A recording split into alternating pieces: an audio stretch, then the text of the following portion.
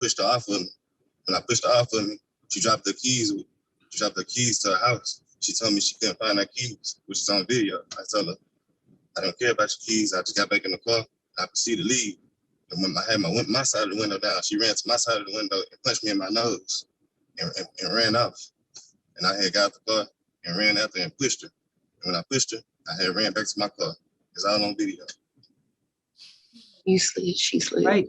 Don't talk. Plus, So, Your Honor, someone's telling him what to say during testimony. I'm gonna ask whoever is talking to him. Yeah, this has to be your words. No one can tell you what to say. Okay. So, all right.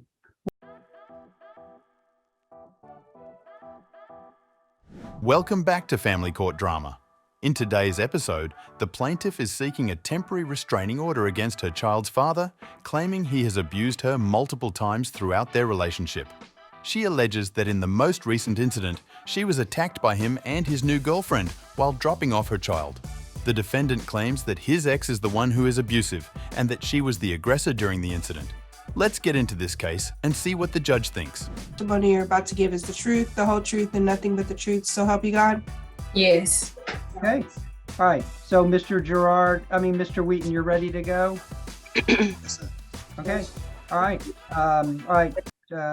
Don't interrupt, and I won't let them interrupt you. Brittany, you want to call your client? Yes, thank you, Your Honor. Ms. Gerard, can you state your full name for the record, please? My name is Benicia Gerard. And Venicia, are you the applicant requesting a protective order against Joshua Wheaton Sr.? Yes. Okay, and are you all, were you in a former relationship in which you all share a child together? Yes. Okay. And Your Honor, I would ask the court to take judicial notice of the affidavit on file. I'll take judicial notice of the affidavit on file. Thank you. Now, Ms. Gerard, over the years, there has been a series of domestic violence. Is that correct? Correct. Now, the most recent incident involving you and Mr. Wheaton was on or about November 26th of this year? Correct. Okay. And could you briefly explain to the court the most recent incident of Violence. that? Okay, the most recent was the date you just said, November the 26th. It was around 7 p.m. We text each other and he wanted to get the baby for the weekend, and he usually get them Saturday to Sunday or either on just a Sunday night. So we were texting about getting the baby. He said he would show up at 7. About 7 something, he did show up, but he had a female in a car with him. I didn't say anything to the girl. I just put the baby in the car, and I got out of my car because I was waiting in my car, and I put the baby in the car with him. And then I said, hold on, I forgot his shoes. And so when I was walking back to give him the shoes for the baby, I said, can you make sure he don't bust his lip like last time? Because previously my baby came home with a busted nose and lip, and it looked like somebody hurt him. And I took him to the hospital as soon as it happened, and they said it was no harm done to him and he was fine. So I brought him home and continued, taking care of him. But I just told Mr. Wheaton to make sure that he doesn't hurt my child, or make sure my child doesn't hurt himself. And that's how the argument got started.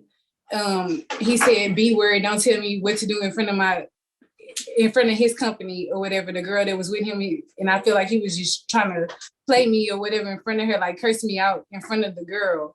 And I just door to where my baby was. And then the girl got out the car and she went to the trunk to get something. I don't know what she was doing. I just closed her door because it was right here in my face when she opened the door to the car. I was standing outside the car. And when I closed her door, Mr. Wheaton got out the car and came around to my side to where I was and knuckled up in my face. And that's how we started fighting. We exchanged a few fist punches.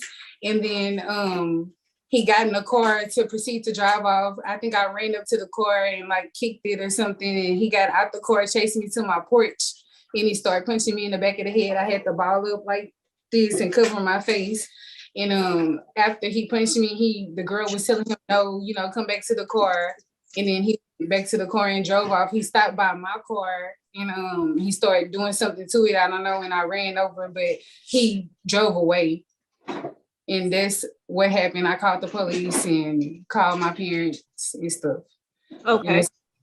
Okay, and did you sustain any injuries from that day? Yes, I have a shoulder contusion to my right shoulder. I'm supposed to be wearing a sling, but I'm trying to go to work today, so I took it off. Okay. Now, prior to that, was there also an incident on August 12th this year? Yes. I don't really remember all the dates, but I know the last time he assaulted me, it was at my house. I was trying to exchange the baby, and he ended up putting an injury on my wrist, and it was swollen, and crime scene took a picture of it. Okay, and that was prior to November 26th? That was a different day? That was a different day. Okay. And different days before that as well. And approximately, would you say that you've been abused on several occasions on different dates over the years? Yes, ever since I was pregnant. The first time was whenever I was pregnant, and I lived on Hazel Street. Ever since I found out I was pregnant, I've been getting every kind of assault from Mr. Wheaton except sexually. Okay. And are you at this point in your life in which, well, during those times, were you in fear that he could seriously injure you? Yes. Okay, and were there on some occasions that you did not follow through with charges? Yes, every occasion except this last one. Okay, and are you asking the court at this point in y'all's lives for your protection that the court grant a protective order? Yes. Okay, and these incidents, did they occur in Jefferson County, Texas? Yes. Okay, and are you asking the court also that Mr. Wheaton, with that protective order, maintain a distance and do not, that he be prohibited from harassing or doing anything in an alarming manner towards you or anyone in your household? Yes. And are you also requesting that he be prohibited from possessing a firearm and ammunition? As long as he's not around me, yes. Yes. Okay. And are you also requesting that he be ordered to complete batter's intervention classes through family services as well? Yes, ma'am. And any other stipulations the judge may put upon him, are you requesting that be done? Yes. Okay. Is there also, there also an issue with Mr. Wheaton's drug use in regards to marijuana? Yes. And has that continuously been an issue with you and obviously the safety of your child to make sure none of that gets in your child's system? Yes. Okay, thank you. I'll pass the witness, Your Honor. Mr. Wheaton, you can question her if you want to, but you have to follow all the rules and your questions have to help. Your questions can't be just arguing and your questions have to, basically help me decide the case. If you want to forego that, at this time, I'll let you go ahead and tell your side of the story. What would you like to do? Tell my side of the story. I'm sorry, I can't hear you. I like to tell my side of the story. All right. Well, if that's a phone, why don't you hold it a little closer to you and speak up because I can barely hear you, okay? All right, go ahead. Tell me your side of the story, please. I don't know what's going on.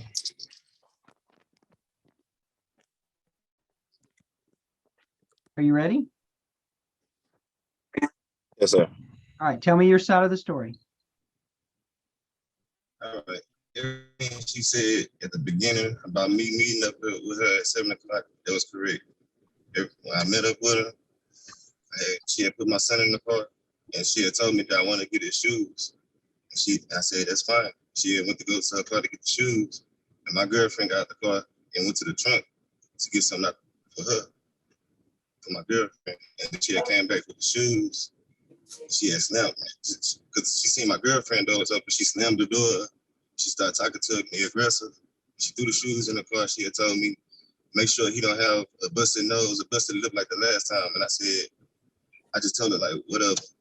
And then when my girlfriend got back in the car, she came back to the car and started punching the window. Pushing my girlfriend side of the window. We have it all on video, so we can show y'all. but she started punching the window. And that's when I got out the car and told her to stop punching my window. And that's when she started putting her hands on me. So I pushed her off of me. When I pushed her off of me, she dropped the keys.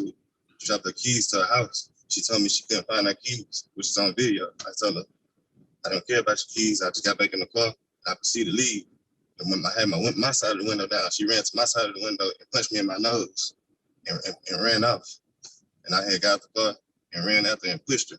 And when I pushed her, I had ran back to my car. It's all on video. You slid, she slid. Right, don't talk. Plus, So, Your Honor, someone's telling him what to say during testimony. I'm gonna ask whoever is talking to him. Yeah, this has to be your words. No one can tell you what to say. Okay. So, all right, where is this video? it's on my phone. Okay, all right, and in order, if you want me to look at it, we're gonna have to figure out a way for you to do that. I'd like you to Why look don't at you it. just, why don't you email it? Can you email it to my assistant? And then I'll see if I can Yes, sir. pull it up and look at it. Hang on, I'm going to give you another email address. Can you write this down? Yes, sir. Tell me when you're ready. I'm here. Okay, hang on. Let me see if it came in. All right. I'm having a problem sending it to you, but I'm right outside, so I can. Well, yeah. How come you're having trouble? You can't just email it? I was emailing it. It had like what is Postmaster. It said having an issue of emailing it to you. I was just gonna get my mama to email it to you. Okay.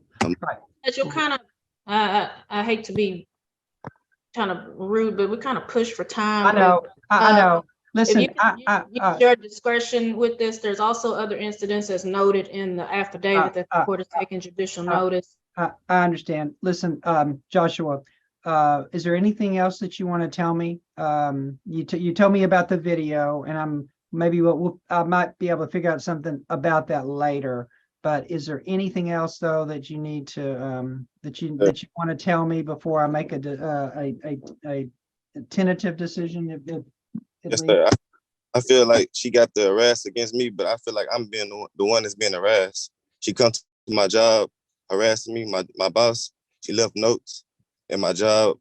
She called corporate on me. And my job just pushed it aside because they see what she's trying to do. It's just several things. I got text messages to prove that she's harassing me. She harassed my mama. She harassed several people. And it's just like, she putting me to blame. It's not true. And she smoked weed too. And with her with her problem of her being bipolar schizophrenic, she shouldn't be smoking weed because it makes her act out of control when she can't control herself. And she's out of hand. Like, I really don't want to be in contact with her because how out of hand she is. I can't. Okay. She fucking me for years. Like, and she only doing this because I told her I was going to the police. That's why she doing this whole thing. Okay. All right. Do you have any cross or any redirect? Or I'm sorry. I'm sorry. Wait. I'm sorry, Mr. Wheaton. Brittany, do you have any questions from Mr. Wheaton?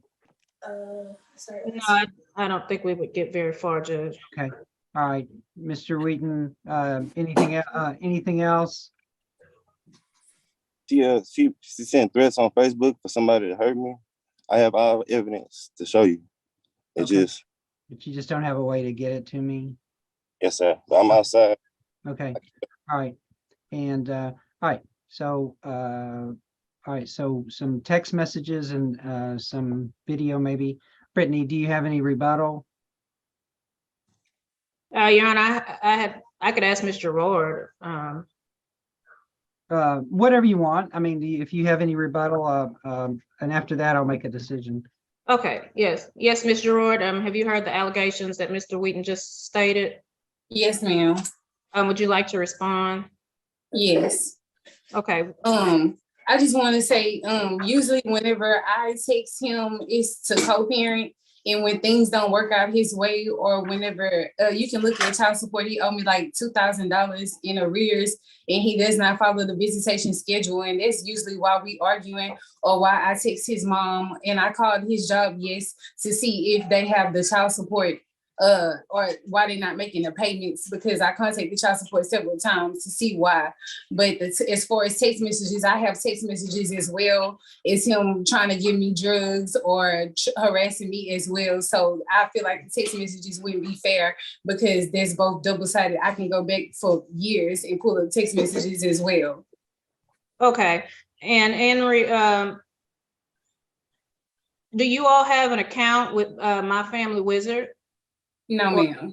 Okay. Would you feel like if the judge granted this protective order, if there is any contact that needs to be done through co-parenting, that maybe y'all should go through the My Family Wizard app so that everything can be recorded for the court to see? Yes, I would love that.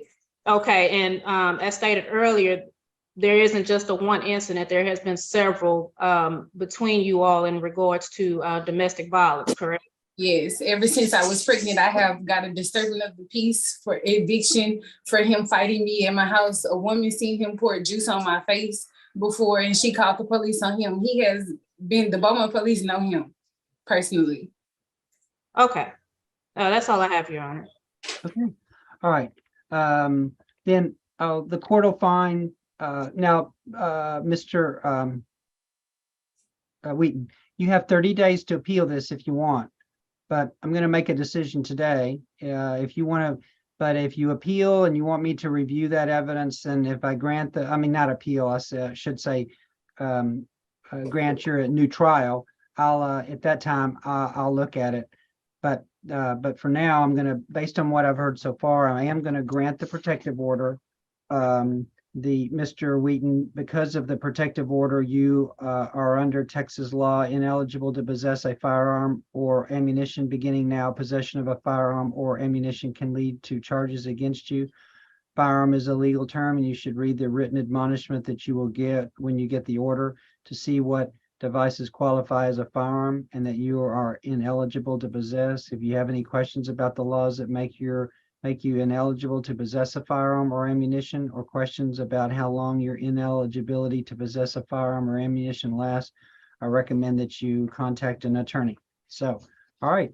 So, all right, that's, so you guys are, you're excused. And, Thank you. all right. Thank you, Judge.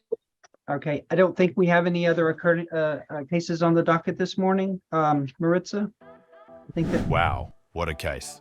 The judge ended up siding with the plaintiff and granted the temporary restraining order against her child's father. The defendant is now prohibited from possessing any weapons and can only contact the plaintiff about their child through a court-monitored messaging service. This is a crazy situation, especially for the child involved, but let us know what you think. Do you think the judge got it right? Tell us what you think about this case in the comment section below, and thank you for watching, and don't forget to like and subscribe.